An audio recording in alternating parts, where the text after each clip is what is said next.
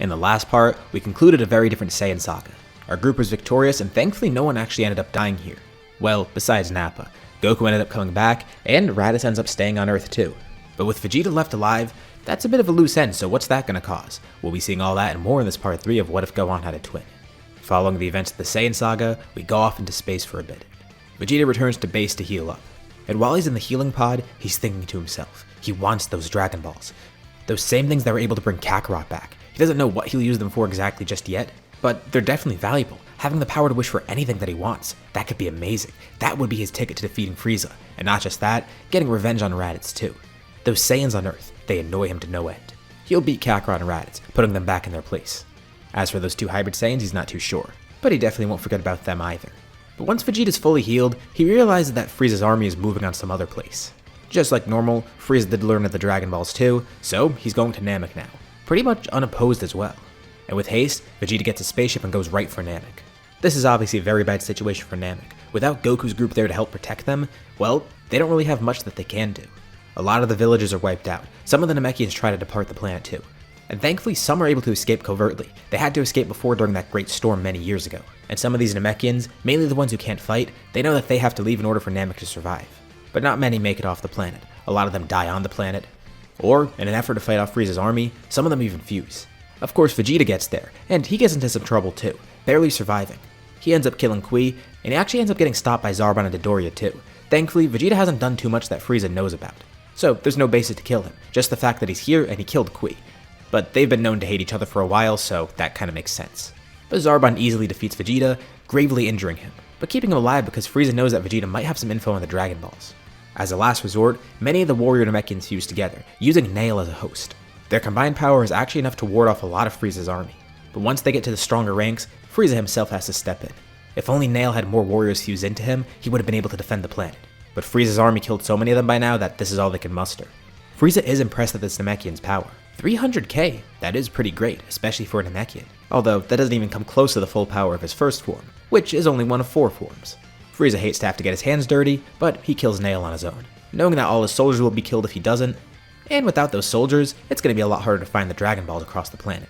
But thankfully this does slow down Frieza's army a bit. They do gather all the Dragon Balls together, but then they realize that they don't have a password for the Dragon Balls. They don't know how to speak Namekian. Most of the Namekians in their way were slaughtered. Any survivors escape the planet or just hid away.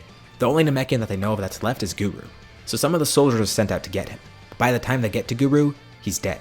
From all the stress that this has caused, this accelerated his death. Not only does Frieza not have the password for the Dragon Balls, but now they're dormant. They can't even be used. Namek did suffer a terrible blow, but thankfully Frieza didn't get his immortality. And thankfully for Vegeta, he ended up barely scraping by.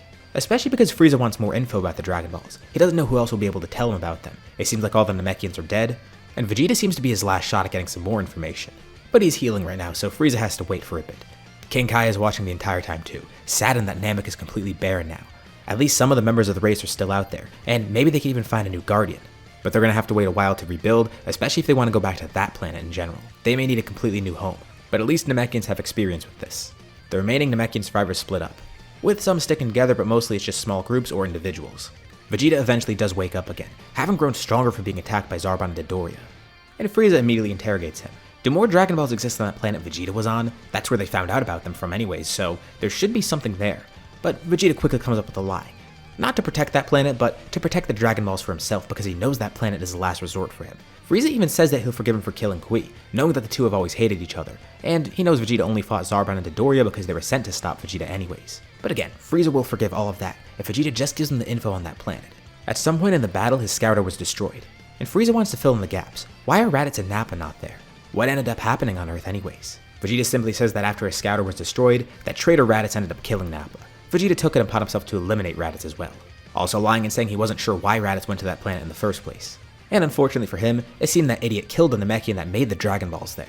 Raditz went on a killing spree and Vegeta was the one who stopped it. All the strong warriors on that planet were killed, and there's no Namekian there either, meaning no Dragon Balls. Frieza buys this because that adds up. He knows Raditz disappeared a while ago, and them dying like that would make sense. He doesn't think that Vegeta would kill 2 of the last remaining Saiyans, and if he knew about the Dragon Balls too, he wouldn't have been responsible for killing that Namekian either. Frieza's gonna keep the planet in mind just in case, but this story does add up. And as for the others on Earth besides the Namekian, Raditz, and Nappa, they're unimportant. It seems they all died anyways, and Vegeta's glad this went well. He has to plan on his next move though. Frieza's probably suspicious enough of him, and he's interested in finding those hybrid Saiyans again. Maybe they could be Super Saiyans, which could be good because he could use them against Frieza, although it's unlikely they'll join him. They also could be a threat to Vegeta, which is another reason why he might be able to just kill them right away. And besides, at their current level, Frieza's still too much. Let's actually go over to Earth now. Immediately after the battle with Vegeta, Goku decides that Gohan and Goten need some more proper training.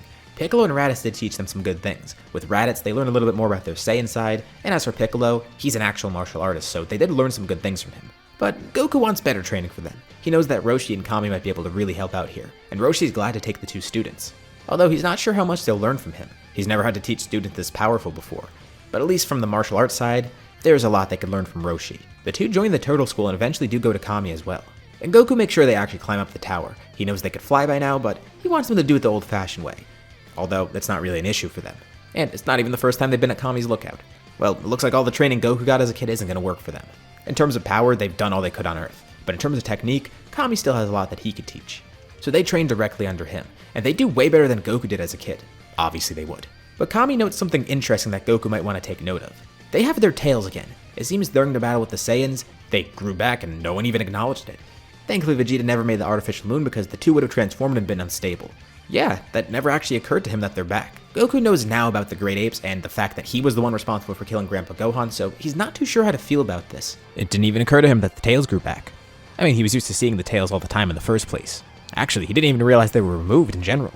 And he knows that Kami ended up removing his tail a while ago, but as for these two kids, maybe they have a chance at actually learning to use that power. Besides, having a tail in battle is great because it's an extra appendage to use. They basically have 3 arms, and you know what? They could learn the 4 witches technique, and then they'll have 5 arms. Of course, he's just joking around with Kami because that would probably freak Chi-Chi out and she wouldn't like that, but at the very least for their tails, yeah, they can keep them. He just has to ask Raditz about it, and Raditz tells his brother to relax. He's actually glad their tails grew back. One of the big reasons he stayed on this planet is because he wanted to see how his nephews grew as warriors. They're such a rarity amongst Saiyans. They're twins, they're hybrid Saiyans. Both of those things combined together too, it clearly is influencing their potential somehow. And Raditz says he'll take it upon themselves to teach them Great Ape. Goku and that Namekian god, whoever he is, sure, they could teach Gohan and Goten some martial arts trickery or whatever. But Raditz wants them to be true Saiyan warriors. He wants to teach them how to use the Great Ape form. And you know, Goku doesn't agree with that obviously, but hey, he wants them to learn that form at least, so they go along with it.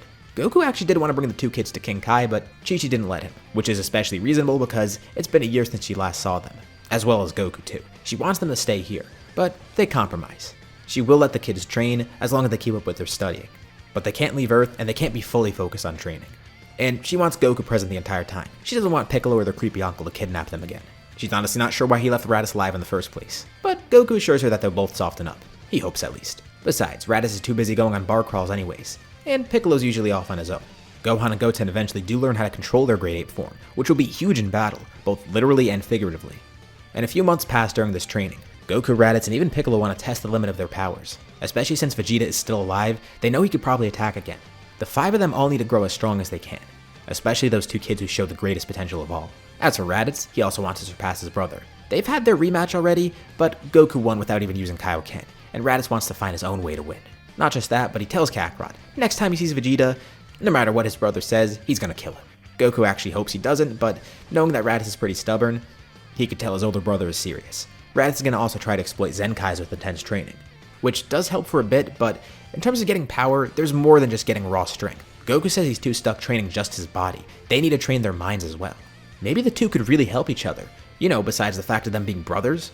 Goku's a master martial artist, while Raditz, he's a soldier with knowledge on Saiyan warriors. The two have different areas of expertise that they can each teach each other on. Goku can learn more about how to power up as a Saiyan, or Raditz can get some martial arts experience to get better techniques. As for Gohan and Goten, it's clear that the two are actually great fighters by now.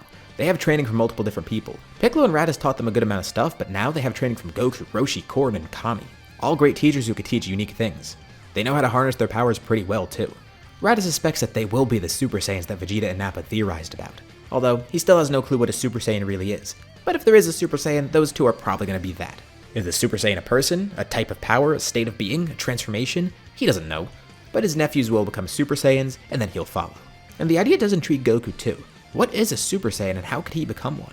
Everyone on Earth has their own motivations going forward, but we go back out into space for a bit.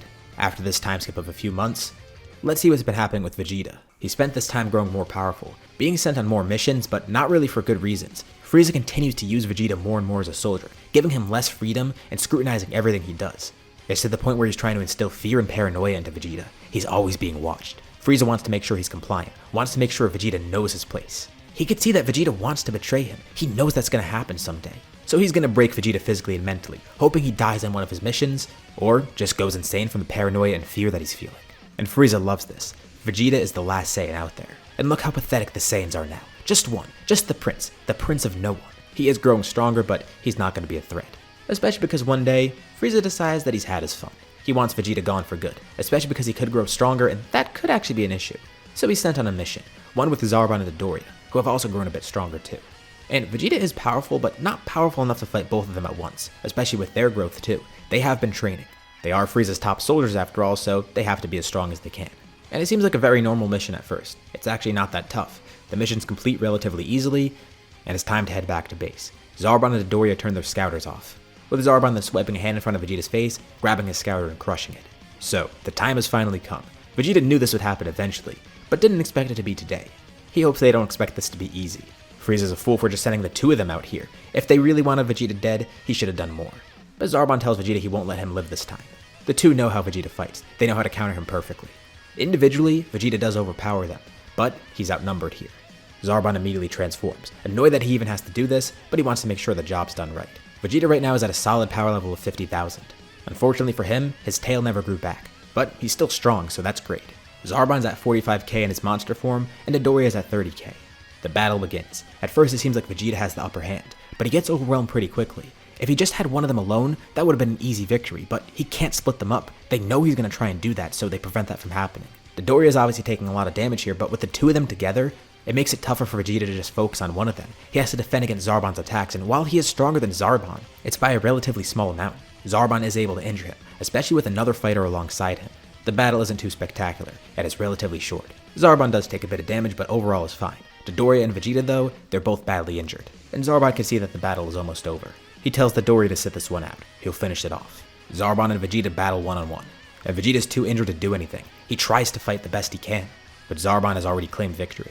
Slowly and brutally, Vegeta's beaten even more, with Zarbon grabbing onto his face, slamming him to the ground, driving him into the dirt, then stomping him further into the ground. Zarbon looks down at Vegeta with disgust, wiping blood from his face, annoyed that Vegeta made him look like this. But he takes solace in the fact that this is a pathetic end for Vegeta. They have all the info that they need about the Dragon Balls. Vegeta's barely given any more. It's not like he had much more anyways. They could tell that he's useless to them now. Actually, not just useless, a liability. He should be thankful that they gave him a few extra months of life and didn't just kill him immediately. Zarbon points a finger at him, charging a small beam in front of it, directly copying Frieza's death beam.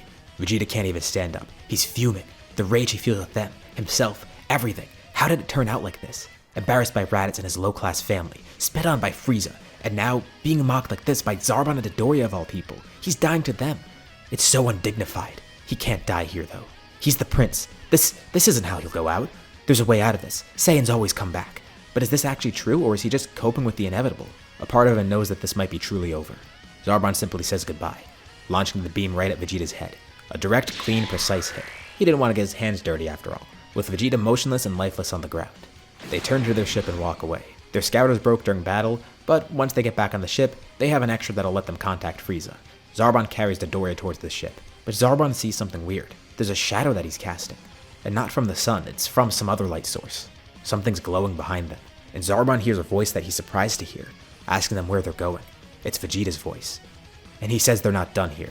He's somehow standing there, bleeding from his forehead. The laser only left a flesh wound. How did he survive that? And despite barely being able to stand, Vegeta starts glowing. His aura grows fiercer, turning golden. He then lets out a powerful scream. There's a brilliant flash of light, and suddenly, Dodoria disappears, eradicated by a blast, and Zarbon feels a sharp pain in his chest. Looking down to see Vegeta's hand has pierced right through him. But there's no confusion as to what happened. He knows exactly what killed him, especially because Vegeta wants him to see what's going to happen. He gets a glimpse at what's about to occur. As the blinding light clears, Zarbon clearly sees Vegeta standing there, with golden hair, a twisted grin on his face. He weakly chuckles too. Frieza will be quite surprised by this, won't he? Even Vegeta himself is surprised. A blast then rockets through Zarbon's chest, killing him. And Vegeta has no doubts about what he's become. He laughs and proclaims his victory to no audience around him.